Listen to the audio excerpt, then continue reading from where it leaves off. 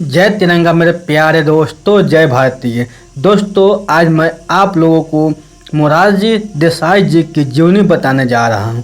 दोस्तों, कुछ लोग ऐसे होते हैं जो असफलता के भय से कार्य आरंभ ही नहीं करते। कुछ लोग कष्ट आने पर प्रारंभ किए हुए कार्य से विमुख हो जाते हैं, कार्य छोड़ देते हैं। और परंतु कुछ व्यक्ति ऐसे होते हैं जो अनेक कष्टों बाधाओं के आने पर भी अपने लक्ष्य की ओर बढ़ते रहते हैं। मोरारजी भाई ऐसे ही व्यक्ति थे। उन्होंने साधारण परिवार से जन्म लेकर भी भारत के प्रधानमंत्री के पद तक पहुंचकर यह सिद्ध कर दिया कि ऊंचे पद तक पहुंचने के लिए संपन्न परिवार में जन्म लेने की आवश्यकता नहीं है। आवश्यकता है केवल कर्तव्य पालन और निष्ठा की। मोरारजी की एक सबसे बड़ी विशेषता यह थी कि उनका व्यक्तित्व अपने ही ढंग का था। वे गांधी जी के सिद्धांतों में अटल विश्वास के साथ भारतीय जीवन का परंपराओं में अटूट श्रद्धा और निष्ठा रखते थे। उनका जीवन बहुत ही सीधा साधा और अपने आप में अपूर्व था। वे विज्ञान और आधुनिकता के विरोधी नहीं थे, परंतु उनके जीवन को यह बातें प्रभावित नहीं कर पाई। उनका जीवन अंत तक पूर्णतः सात्विक बना रहा। मोरारजी को अपनी विशिष्ट गांधीवादी जीवन शैली, निर्भीकता, स्पष्टवादिता तथा विभिन्न स्थितियों में रहकर देश की सेवा में लीन रहने के कारण 1991 में देश के सर्वोच्च सम्मान भारत रत्न से विभूषित किया गया। दोस्तों, मोरारजी की दिनचर्या और सात्विक वृत्ति के कारण उनके संबंध में आम धारणा बन गई थी कि वे आयु के संबंध में मानदंडों के अनुसार 100 वर्षों तक जीवित रहेंगे, परंतु वे कुछ समय पूर्व ही चल बसे। परंतु उनके दीर्घ जीवन से पता चलता है कि उनमें कितनी प्रबल जिज्ञासा थी। दोस्तों, मोरारजी का जन्म गुजरात की उस पुण्य भूमि पर हुआ जहां गांधी जी, सरदार पटेल और दयानंद सरस्वती जैसी महान हस्तियों ने जन्म लिया था। मोरारजी वलसाड जिले के भदेली नामक छोटे से गांव में 29 फरवरी 1896 को पैदा हुए थे। इनके पिता रणछोड़ भाई देसाई भावनगर रियासत के एक मिडिल स्कूल में हेडमास्टर थे। इनके पिता का जीवन भी अपने ही ढंग का सीधा साधा और अनुशासन से बांधा हुआ था। वे सादा धोती, कोट और पगड़ी पहनते थे। इसी प्रकार का अनुशासन मोरारजी के जीवन में भी विकसित हुआ। दोस्तों, रणछोड़ भाई अपने बेटे को प्यार से मूर कहकर पुकारते थे। गुजराती में मूर का अर्थ होता है मोर होता है। इनकी प्रारंभिक शिक्षा भारत के एक छोटे से नगर में हुई। यहाँ भी इनकी विशेषता भी थी कि वे स्कूल से कभी भी गैरहाजिर नहीं हुए। खेल कूद में अच्छे होने पर भी संकोचशील स्वभाव होने के कारण उन्होंने कभी प्रतियोगिता में भाग नहीं लिया। मोरारजी की आयु अभी लगभग 15 वर्ष की थी कि अचानक पिता की मृत्यु हो गई, परंतु इस दुर्घटना से पूर्व मोरारजी का विवाह उनके नाना ने निश्चित कर दिया था। दोस्तों, कन्या की आयु 11 वर्ष थी और वह माल अधिकारी की बेटी थी। गजराबेन पिता से अत्यंत लगाव के बावजूद उस समय की प्रथा के कारण पिता की मृत्यु के तीसरे चौथे दिन नाना ने इनका विवाह कर दिया। उन पर दुख का पहाड़ टूट पड़ा। वे भारी बोझ के नीचे दब गए, परंतु इतने दुख पर भी मैट्रिक में प्रथम श्रेणी में उत्तीर्ण होने पर उन्हें 10 रुपया मासिक छात्रवृत्ति मिली। इसके बाद उन्होंने बम्बई के विल्सन कॉलेज में दाखिला ले लिया। हॉस्टल में मेधावी छात्रों का रहना खाना मुफ्त होता था, इसलिए वे छात्रवृत्ति का अधिकांश पैसा माँ को भेज देते थे जिससे घर का खर्च चल सके। दोस्तों, इन दिनों बम्बई नगर राजनीतिक का केंद्र बनाता जा रहा था। यहाँ उन्होंने गोपाल कृष्ण गोखले, लोकमान्य तिलक और सरोजिनी नायडू के भाषण सुने और विदेशी वस्तुओं का परित्याग कर दिया। स्नातक विज्ञान विषय लेकर किया और प्रथम श्रेणी से पास हुए। इस पर 50 रुपया छात्रवृत्ति मिली। वे MSc करके प्रोफेसर बनना चाहते थे, परंतु प्रयत्न करने पर इन्हें प्रांतीय सिविल सर्विस में नौकरी मिल गई। मई 1918 में अहमदाबाद के डिप्टी कलेक्टर नियुक्त हो गए। वे 12 वर्षों तक सरकारी नौकरी में रहे, परंतु भारतीय अधिकारियों से अंग्रेजों का व्यवहार ठीक नहीं रहता था, इसलिए वे अधिक समय तक यह सहन न कर सके और 1930 में सरकारी नौकरी से त्यागपत्र दे दिया। दोस्तों, देश में रोलेट एक्ट के विरुद्ध आंदोलन चलाने की तैयारी हो रही थी। मोरारजी ने भी देश के लिए सर्वस्व अर्पण करने की ठान ली। उन्होंने विदेशी कपड़े छोड़कर खादी पहनना आरंभ कर दिया। पूर्णतः स्वदेशी के रंग में रंग गए। ब्रिटिश सरकार के जुल्मों का एक नमूना जलियांवाला बाग हत्याकांड, इससे भी मोरारजी के मन पर भारी प्रभाव पड़ा।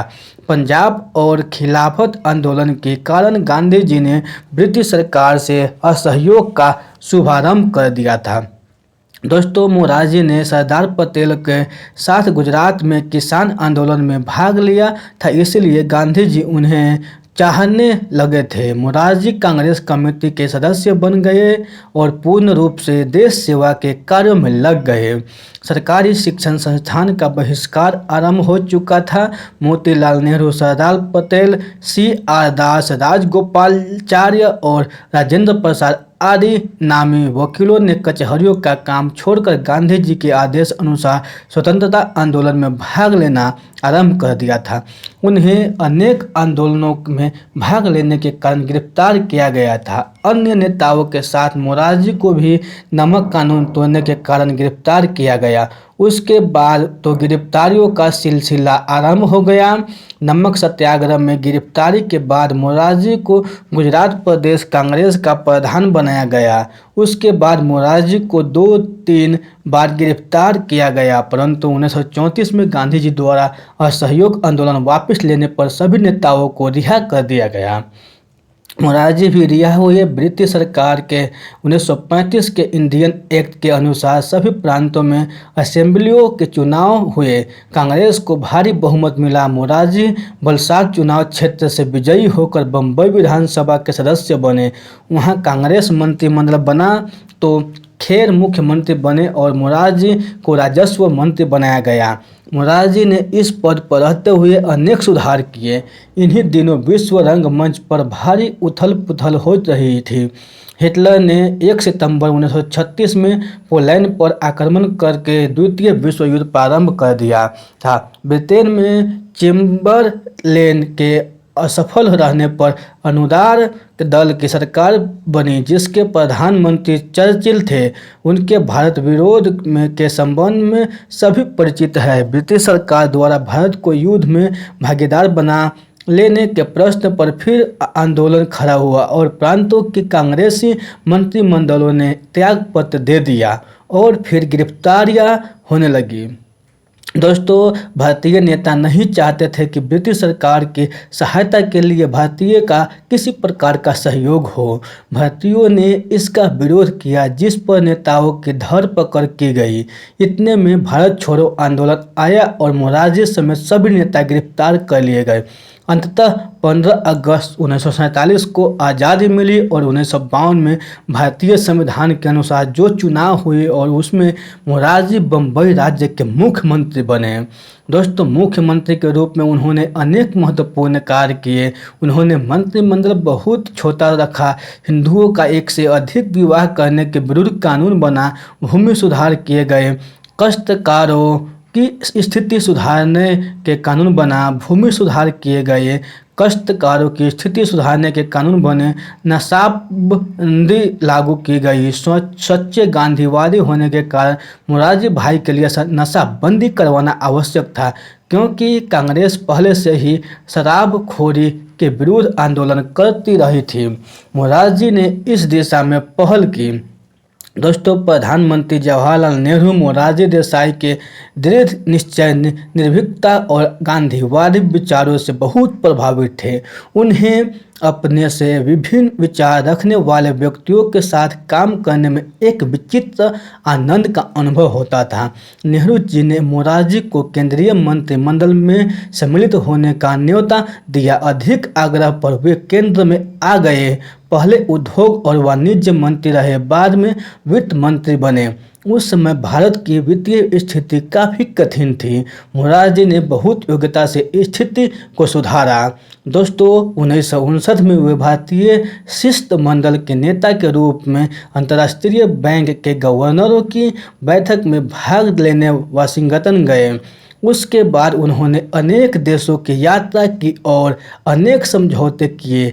कामराज योजना का वास्तविक ध्येय यह था कि अधिकांश नेता जो लंबे समय से सरकार के ऊंचे पदों पर बने हुए थे, त्यागपत्र देकर पार्टी का कार्य करें, परंतु आगे चलकर वह योजना ध्येय से भटक गई। लेकिन 1963 में मोरारजी ने स्वेच्छा से पद त्याग किया और लगभग 4 वर्ष तक पार्टी का कार्य करते रहे। दोस्तों 1967 के चुनाव में सूरत से लोकसभा के लिए चुनाव जीते इंदिरा जी प्रधानमंत्री बनी और मोरारजी उप प्रधानमंत्री तथा वित्त मंत्री बने, परंतु 1969 में इंदिरा जी ने वित्त विभाग मोरारजी से ले लिया। इसके विरोध में उन्होंने उप प्रधानमंत्री पद से भी त्यागपत्र दे दिया और 10 दिन का उपवास रखा। मोरारजी का कहना था कि जब सरकार लोकतांत्रिक पद्धति से हट जाए तो उसका ध्यान आकर्षित करने के लिए उपवास रखा जा सकता है। यह उनका विशुद्ध गांधीवादी ढंग था विरोध जताने का। दोस्तों 1969 में राष्ट्रपति चुनाव के प्रश्न पर कांग्रेस में विभाजन हुआ। इंदिरा जी ने पार्टी की तरफ से राष्ट्रपति के कांग्रेस उम्मीदवार श्री नीलम संजीव रेड्डी के विरुद्ध श्री वीवी गिरी का नाम रखा। इस मतभेद के कारण कांग्रेस और 2 खेमों में बंट गई। मोरारजी कांग्रेस और वो दल के नेता चुने गए। वे लोकसभा में विपक्ष में बैठने लगे। 1971 में इंदिरा जी ने गरीब हटाओ का नारा दिया और बांग्लादेश का निर्माण हुआ। दोस्तों इंदिरा जी के साहसपूर्ण कार्यों के कारण जनता का विश्वास था कि बैंकों का राष्ट्रीयकरण और राजाओं के प्रिवी पर्स इंदिरा जी ही समाप्त कर सकती है, परंतु देश की आर्थिक स्थिति दिनों दिन बिगड़ रही थी और महंगाई आकाश छूने लगी। लोग इन बातों का कारण देश में फैल रहे भ्रष्टाचार और काले धन का फैलाव बता रहे थे। इस समय लोकनायक जयप्रकाश नारायण ने सरकार और भ्रष्टाचार के विरुद्ध आंदोलन किया। उनका कहना था कि संपूर्ण क्रांति अब नारा है, भावी इतिहास हमारा है। वे इस आंदोलन द्वारा देश में संपूर्ण बदलाव चाहते थे। दोस्तों यह आंदोलन पटना में एक विशाल मौन जुलूस से आरंभ हुआ था और इसकी चिंगारी सारे भारत में फैल गई।